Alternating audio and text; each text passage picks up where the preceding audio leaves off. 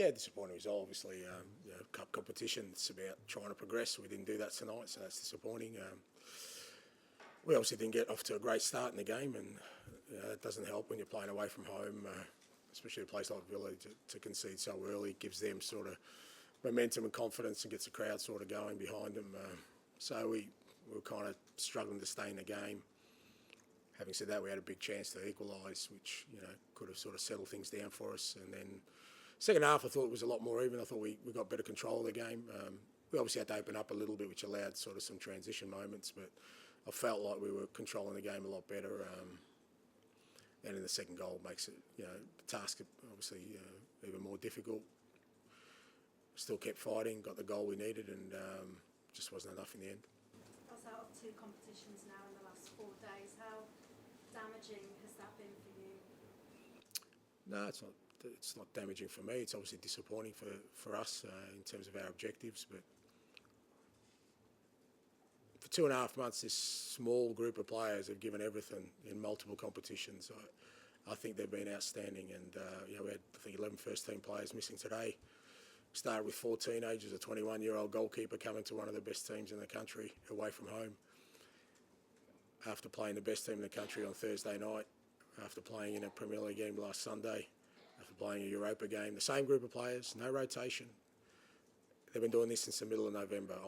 I just think they've given everything they can, and I've got so much respect and admiration for the players and the way they've gone about that. We'll get a couple of midweeks off now, which is great for them to recover. We'll get some players back, which is also great for this group, that they'll get some help, and we move on. Do you still believe there's something for the Spurs fans to be hopeful for them this season? Yeah, definitely. We're still we're in a great position in Europe, and we get an opportunity to obviously improve our league form when we get some players back over the next couple of weeks. So yeah, plenty to be to look forward to. Does it feel, Ange, like there is a kind of reset point coming with the 2 midweeks and the players coming back? And I guess how frustrating is it that these 2 knockout games have come just before that? Yeah, look, I mean, you can't sort of that's the timing of things, but it's just unfortunate for us that we couldn't get a couple back. We were hoping to get a couple back for this sort of last week. Didn't happen. We could have risked a couple, but again, I think for what's ahead, we went conservative on that. But it is a bit of a reset. We'll definitely get 3, maybe 4 players back this week, with the possibility of 1 or 2 others in the week or 2 weeks after that. So, and more importantly, this group that has been going gets a rest. They can go a whole week now without having to get up for another game and recover. Or I mean, we got back from Liverpool 2 a.m. on Friday early hours of the morning. So they get some rest that they desperately need, and physically and mentally. I know you don't think in these terms usually, but do you kind of feel like you and the squad really deserves to be judged when you've got a full squad? I don't know. Look, whether they would do or not. Look, I was saying in there, I mean, if you take 9 or 10, a back 4 of Vicario, Dragusin, Romero, Van der Ven, Udogie, Maddison, Johnson, Solanke, Odegaard, Werner. Take them out of anything. How did Liverpool go today? And they just did that for 1 game. They do that for 2.5 months. Any team, do that for 2.5 months in multiple competitions. I don't care about me. People will judge me and whatever, but you can't judge this group of players on what's happened the last 20. They've given everything. The performance, like I said, 2 18-year-olds, a 17-year-old, a 19-year-old, a 21-year-old goalkeeper starting against one of the best teams in the country at home. They've had a week off. They didn't play Thursday night against Liverpool. We did. Same group of players, not a change. You can't measure this group of players on that and their performance and where they're at. It's too easy for people to be critical of them. I just have huge admiration and respect for them. We kind of knew this game was going to be almost the finishing line, because we knew what was coming ahead in terms of midweeks off and getting some players back. But they tried their hardest, and that's all you can ask. You know people will still judge you. Yeah. Do you feel people still get the time to show? Look, again, I'm not talking about me. People can judge me. They can say I've done a bad job. That's fine. I'm not up to it or whatever. What I'm saying is you can't be critical of players and players' performance during this time, because if you do, then do that with everyone else. Yeah, like I said, be as critical of other clubs when they've got 9 or 10, 11 players out, and none of them have, and have to play every week, not just for one game. So I'm not just saying we had to do it today. We've been doing this since the middle of November, and you can't judge performance of these players or critique them on what they've done. All they've done is given all they can, and that's all you can ask for. Me, that's not of interest to me. My responsibility at this football club is this group of players and this team to get them to play in the manner I want them to that will bring us success. Now, whether people think I can do that or not, that's for others to judge. But there's got to be a better appreciation for what a very small group of players have been doing for the last 2.5 months. It can't be that people think that that's an excuse. That's just not anywhere near close to objective analysis. That's just agenda-driven stuff. If it's to get rid of me, then that's fine. You know, good on you.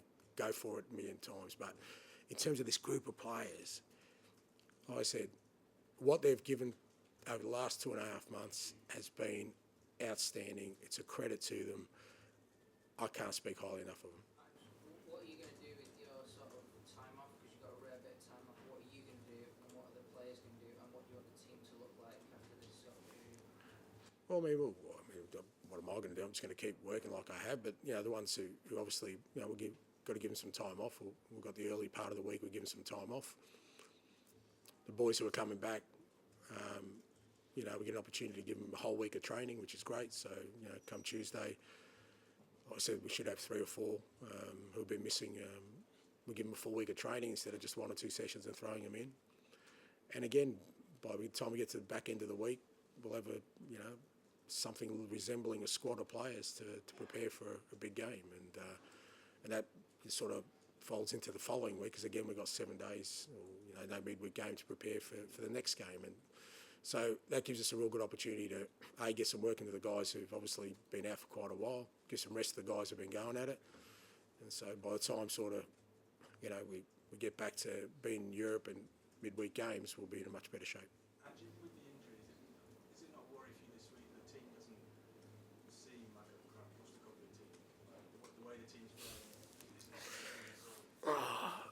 Look, I don't know how else to explain it, right? So I really don't know how else to explain it other than if you can't see that this team is just trying its hardest to play under the most extreme 2.5 months of asking 18-year-olds and 17-year-olds and senior players with no rest to play Thursday, Sunday, Thursday, Sunday, Thursday, Sunday, Thursday, Sunday. I'll keep going for 2.5 months. And if you think that is not at all a factor of how this team is performing right now, then there's nothing else I can say. There's nothing else I can explain to that. No, because they're tired, mate. They can't. Do you think they can press like they... If we hadn't have played Thursday night and I had rotated that team, you think we would have been pressing a bit more aggressively today? Fair chance, unless you don't think they're human beings. Unless you're sort of superhuman, you think, no, after playing Liverpool Thursday night, they should be flying today. It doesn't happen. They're human beings. Why do you think Liverpool and other clubs rotate 11 players? Why? There's a reason. I wish I could do the same, so you can bring a freshness to the team. So, of course, they're not playing anywhere near the levels that we want and expect. But that's not because they're not trying. That's not because they can't. They can. I'll keep saying. I think this group of players, once we get the rest of the group in, will be an outstanding team. I've got no doubt about that. Whether other people see that or not is of no interest to me. But if you want to measure anything on what they're doing at the moment, other than the fact that the extreme situation they're dealing with, then I think your analysis is skewed. It's not objective. That's my opinion. Okay, thank you. Thank you.